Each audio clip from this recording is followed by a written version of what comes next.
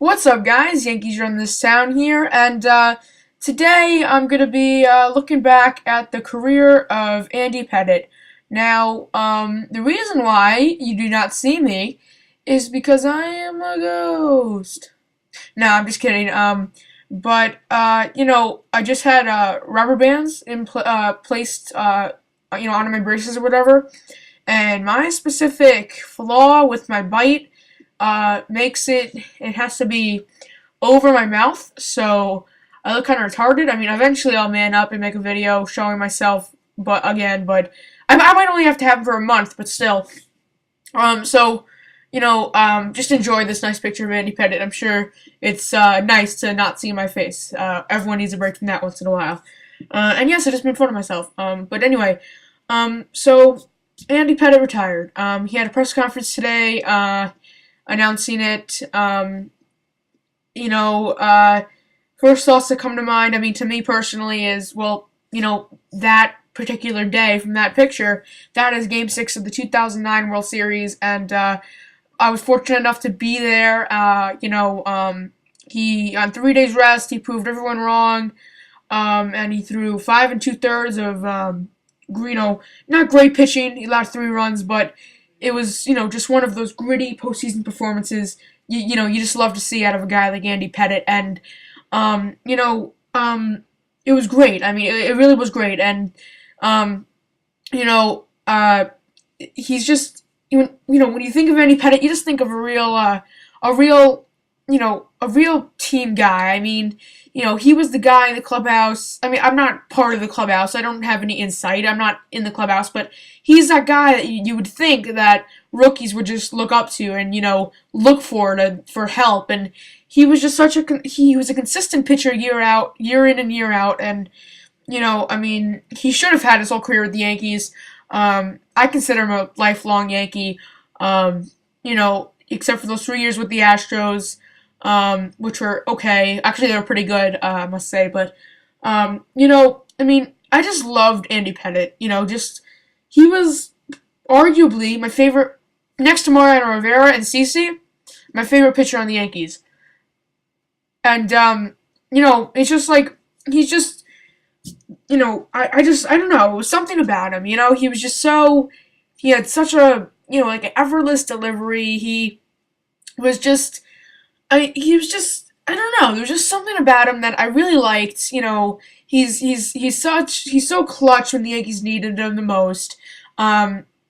He was known before he came back as the stopper. Whenever the Yankees were in a rut and they needed to get a win bad, Pettitte would start and would get them that win.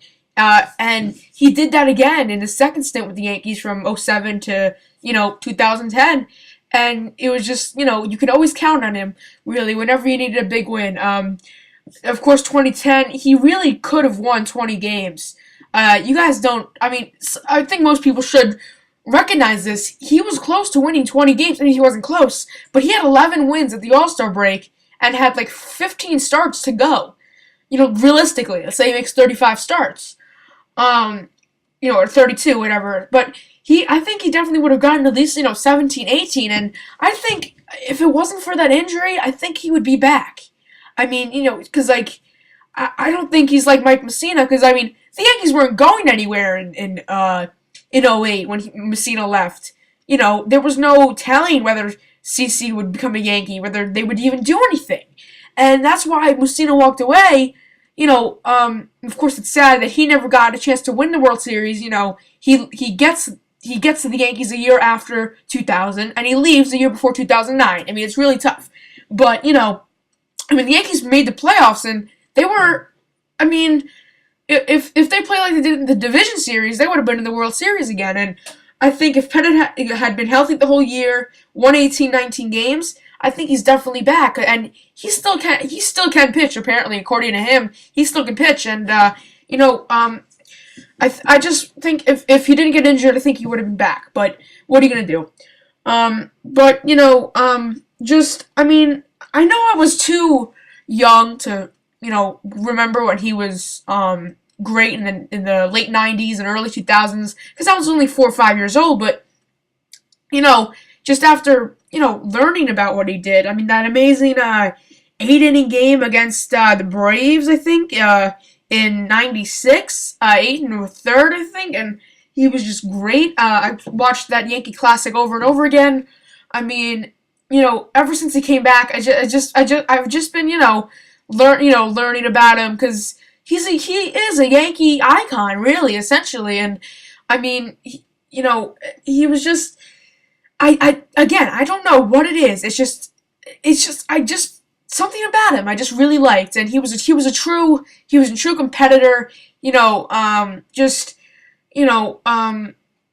a true role model of what a pitcher should be. I mean, consistent. I mean, doesn't get himself into trouble. I'll get to the HGH stuff in a little bit, but doesn't is great with the media, and is just pitches, and just he was just a great pitcher, really, and people are still debating whether he goes to the Hall of Fame. I think that's 100% yes. Really, I think it should be. I mean, I know regular season counts, and I know he wasn't an ace necessarily for 4 or 5 years, which normally gets pitchers into the Hall of Fame, and they're dominant over a long period of time.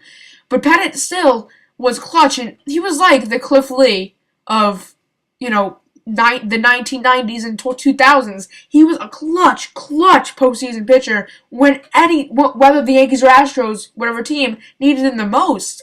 I mean, even last year, going on 3 days rest, goes 5 2/3 innings, doesn't allow a lot, and the Yankees back him up with some runs, and they go on to win the World Series. I mean, it's just like, he was just so clutch, and I mean, I don't know really what else to say. I mean, well, actually, to conclude on the Hall of Fame thing, I mean, he's won 240 games, 2,000, close to 2,300 strikeouts.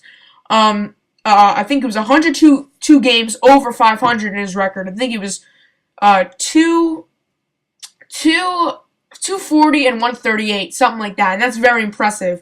And